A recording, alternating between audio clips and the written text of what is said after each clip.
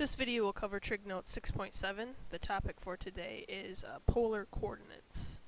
So in the past, when we have graphed a coordinate point, we've graphed it by using an x comma y. So for example, maybe we went over 3 and we went up 4, we'd get this coordinate point 3 comma 4.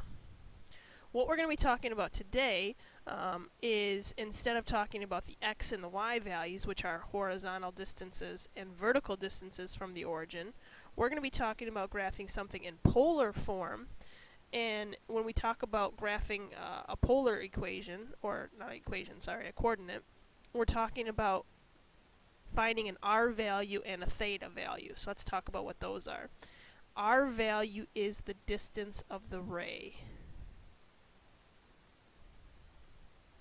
So we're going to call the r value the distance of the ray. So if we're thinking about this in terms of a polar coordinate, instead of saying that this is the point 3, 4, which is a xy value, what we would want to know is what is this distance of this ray, so we'll call this an r value, and what is the then angle that we are from the x-axis. In other words, what is this angle right here? We'll call that theta. So instead of using an xy value, we're going to use an r comma theta value to denote a polar coordinate. So it would be an r, then a theta.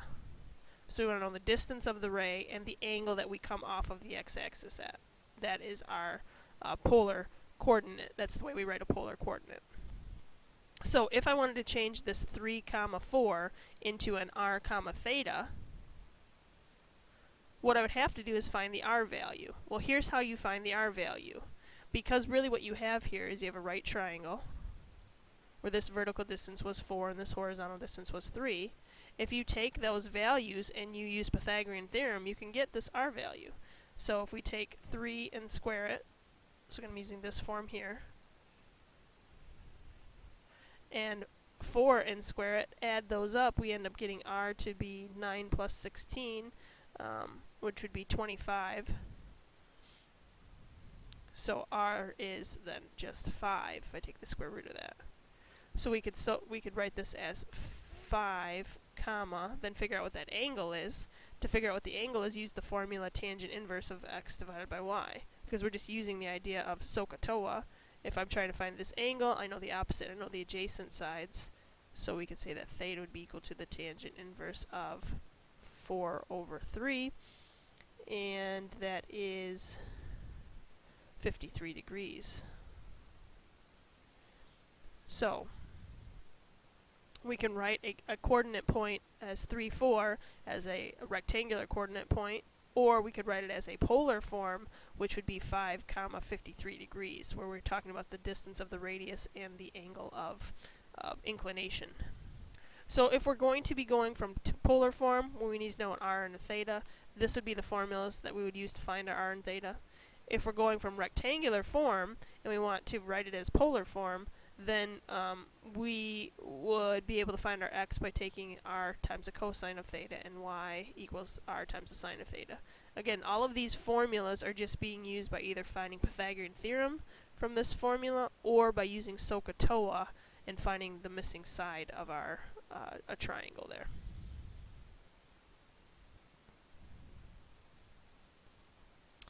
Let's talk now about graphing polar coordinates. You'll notice that when we're graphing polar coordinates, we don't have the standard xy coordinate plane anymore. We have a polar coordinate plane here. And as we deal with it, notice that we've got on our graph paper here, we have the angle first at 0, and it's going up by 15 degrees as we go around counterclockwise, all the way to 360 degrees again. So that's how we would deal with plotting our theta portion of our r comma theta. To find the r value, start here at 0, and each ring that you go out is going to be another r value. So 0, that would be 1, that would be 2, that would be 3, that would be 4, that would be 5, and so on. Another thing we need to talk about, it says if r is positive, you go towards the angle you're dealing with. If r is negative, you go away from the angle that you're dealing with. So we'll talk about that as we get to a -1. So let's graph the polar point 3 comma pi over 4. So what I'd want to do first is figure out where r is. So always do r first. Again, that's written right here. Always find the angle first. So pi over 4, I don't have that written out as pi over 4 here, but what I do know is I could really rewrite this as 3 comma 45 degrees. I know that pi over 4 is the same as 45 degrees. So here's my 45 degree line. I'm just going to highlight that so it kind of sticks out. That's my 45 degree line. So now start at 0 and do 3 rings towards that angle. So on this line we'd start out at here's 0, that'd be 1, that'd be 2, that'd be 3. So that's where coordinate point 3 comma 45 degrees is. If I want to deal with negative 3 comma 30, okay, again I don't have no, I was thinking of something different. So if I want to deal with negative 3 comma 30, first thing we want to do is figure out where 30 degrees is. So let's get a highlighter out and highlight that line. Here's 30 degrees, right? But I want negative 3.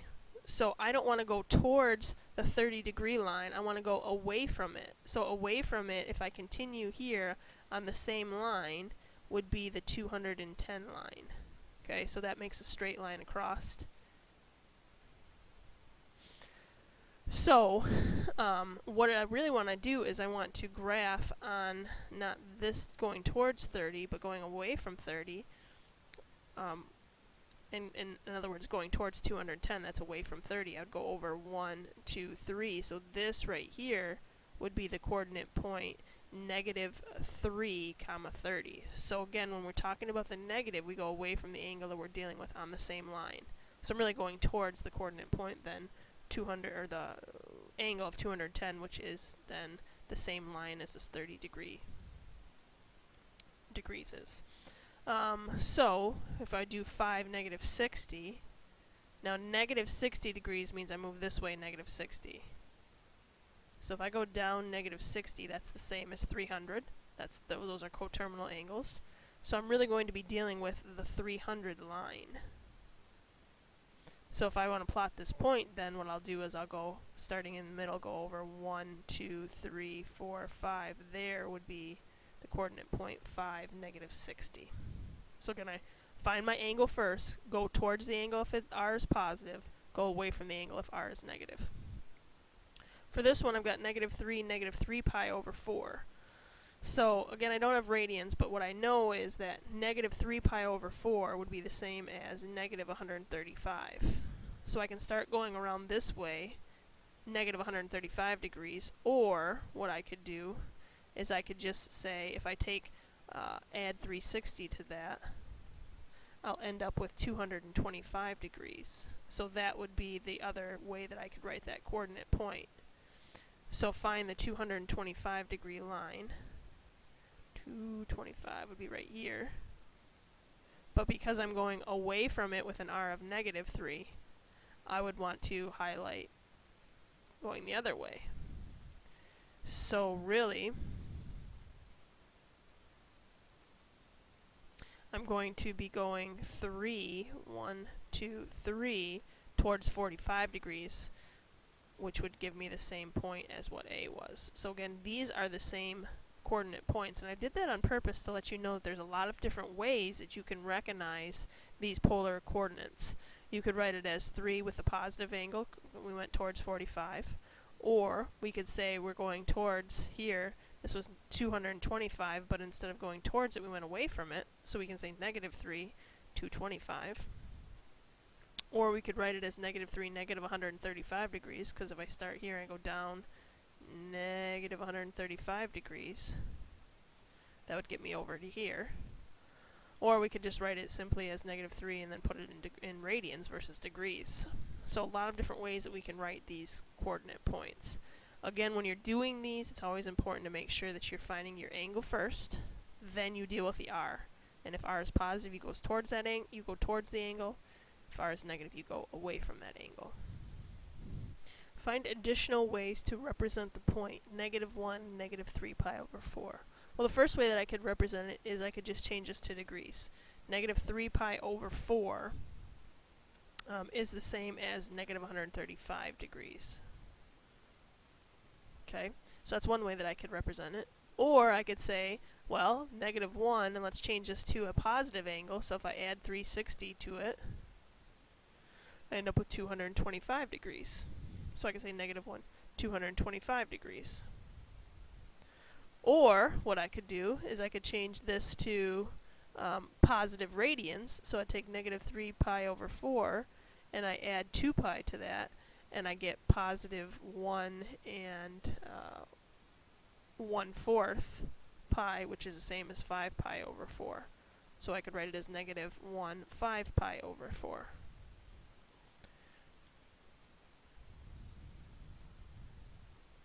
What if I wanted to change it so that my r values are positive now? Well, let's just graph one of these. I think that'd be the easiest way to see it. If I do -1, -135. Well, let me graph this one. This will be the easiest one, I think. If I do -1, 225. Here's the 225 line, but I want to go away from that. So I'm going to go this way of it. So if I go -1, I go towards that because it's negative. So I'm not going towards 225, I'm going towards 45. So it would be right here. This is the point that we're dealing with.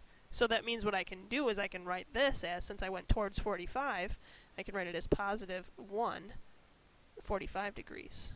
Or I could change that to radians, +1, and then pi over 4.